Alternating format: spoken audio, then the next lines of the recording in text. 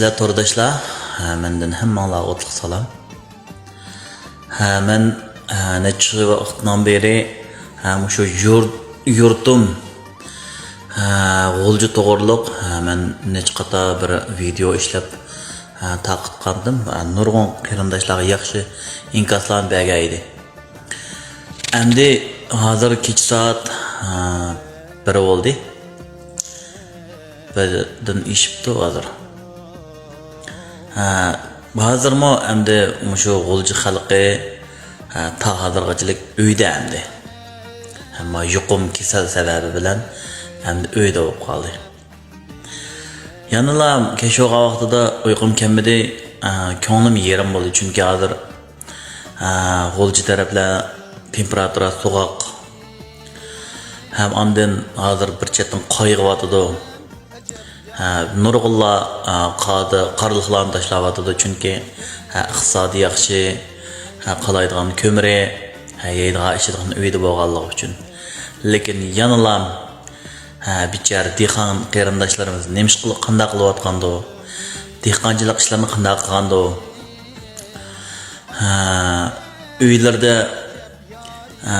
yemeklik bormidi degan ishlar kallam kirib qilib faqat uyqum kelmadi bayatimning orqasida. Shuningga shu videoni ishlab qoldim endi. Yanılam deydigan gapim bizning G'o'lji xalqi, her millatdan bo'lgan G'o'lji xalqi intayin tirishchan. Bunchilik kunlardimi, bunchilik kunlarga bo'ysunmay o'tib ketdi bu kunlarni deb o'ylayman hamda. Bunchilik kunlarga voysimaydi. Tirishchan, chidamchan xalq.